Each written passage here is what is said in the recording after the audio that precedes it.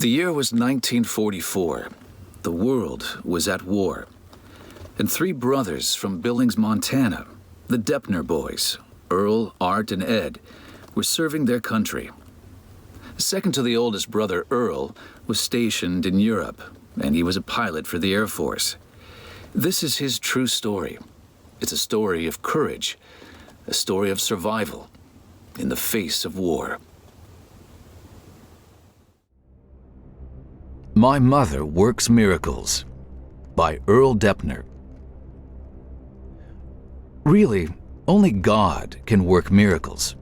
However, I am convinced that He responds when they are requested by people He loves, one of whom is my mother. I was once the beneficiary of not only one, but at least 5 or more miracles, which I firmly believe resulted directly from my mother's prayers. No doubt, my guardian angel was involved as well. October 29th, 1944. I took off from an airfield in France in a brand new P-51 fighter aircraft, along with 23 others of the 354th Fighter Group, en route to bomb and strafe enemy airfields near Munich, Germany. The war in Europe had been going well for the Allied side, and hopes were high that it would soon be over. Unfortunately, it was not to be until much more heavy fighting and hardships had been endured.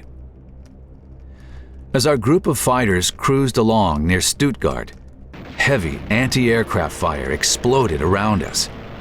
As our flights wove back and forth to evade the fire, my wingman was separated from the rest of the squadron. Soon, the anti-aircraft fire subsided, and our flight started to resume formation. Just then, we received a chilling radio message from our friendly radar controller. "Heads up, many bandits in your vicinity." Bandits, of course, were enemy fighters. As we looked to our rear, we saw about a dozen or more Messerschmitt 109s, literally raining down out of the clouds directly above and behind us to attack our formation from the rear. My flight leader turned the flight sharply back toward the enemy aircraft, and we noted more of them coming down at us. As we continued our tight turn, I saw a Messerschmitt on the tail of my wingman, who was off to the side and receiving many 20mm cannon airstrikes on his aircraft. I never saw him again. My flight next came under fire. I saw tracers going by in front of my aircraft. Then one hit just behind the propeller and burst open the engine coolant tank. The next round should have hit the top of my head. However, the enemy pilot apparently stopped firing a fraction of a second too soon, and the next round never came. Miracle number 1. Coolant from the tank blew back over my windshield and canopy, effectively eliminating all visibility to the front and side.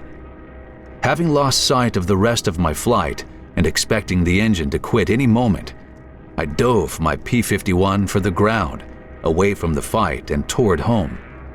No enemy aircraft followed me to finish off a cold turkey. Miracle number 2. As I headed toward our home airfield, flying on the deck, I breathed a prayer that the engine would not quit and opened the radiator shutter wide to keep it as cool as possible. The engine continued to run until I crossed the Rhine River and into France. Miracle number 3. Eventually, the engine overheated and quit suddenly and completely. Since I was low to the ground, a quick bailout was essential. On the first attempt to bail out, the wind blew me back into the cockpit. On the second attempt, I got out, felt a bump, which I took to be hitting the tail, so I pulled the ripcord of my parachute, thinking I had cleared the falling aircraft. A terrific jolt followed, which must have knocked me out, as the next thing I recall was dangling in the parachute harness about 3 feet off the ground, with the canopy caught in a tree. About 100 feet away, the wreckage of my P-51 burned furiously. Exploding ammunition made me think I was under fire from the enemy. Still somewhat dazed, I wriggled out of the chute harness and fell to the ground. As I did so, I could feel broken ribs grating together when I moved. The successful bailout at minimum altitude was miracle number 4. I lost consciousness again, and the next thing I remember was a GI voice saying, "He's an American." I rolled over from my face-down position and saw a US soldier with his M1 rifle pointed at me and replied, "Yes, I'm an American." The sergeant in charge said, "Let's get out of here. The Germans will start shelling the area." The patrol loaded me onto a stretcher and into a half-track vehicle and bounced through the woods to a first aid station where the doctor told me how lucky I was that the Germans had been driven out of the woods only 2 days previously. I had landed in no man's land and was picked up by friendly forces instead of the enemy. Miracle number 5. Having received 7 broken ribs, I spent a month in an Army field hospital. When I finally returned to the 356th Squadron, I was informed that I had been promoted to Squadron Commander. Because of other casualties and turnover in the squadron, I had become one of the most senior officers present for duty. The new group policy was that squadron commanders had to restrict their combat flying to reduce the rate of replacements in the position. Perhaps that was another miracle. How does my mother enter into all of this? Because I know she had been praying for my safe return. During this whole episode, there were at least 5 situations which I probably would not have survived had not her prayers been answered. This realization took a few years to sink in. As I grew older and perhaps wiser, the truth became apparent that my fate that day was in God's hands, and in His mercy, He responded to my mother's prayers. Thanks, Mom. And that, folks, is the true story of Captain Earl Depner of Billings, Montana, my uncle.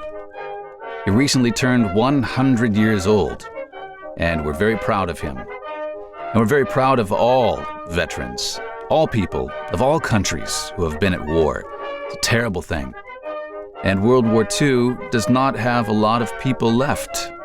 My father was in World War II, believe it or not. Yeah, I know what you're thinking. He must have been 75 or 80 when I was born. Yeah, close. Actually, my father lived in Japan at the very end of World War II. But thank you to my Uncle Earl for writing this nice story. And there's a lot more. I've got a folder full of stories, including my other uncles. And as always, I encourage you to submit your stories, your interesting stories, and I will review them and consider making a video. So I'm happy to read them, and I'm happy to help you bring your stories to life. So, yeah, please subscribe to the channel. Please check the address, the email address where you can send your stories, and I will check them. And yeah, make sure you subscribe. Click the like button. Click the thumbs up. You too, Uncle Earl. I'm expecting you to be my 1,700 and something subscriber. So, thank you, Uncle Earl. We love you. And until next time. Bye-bye.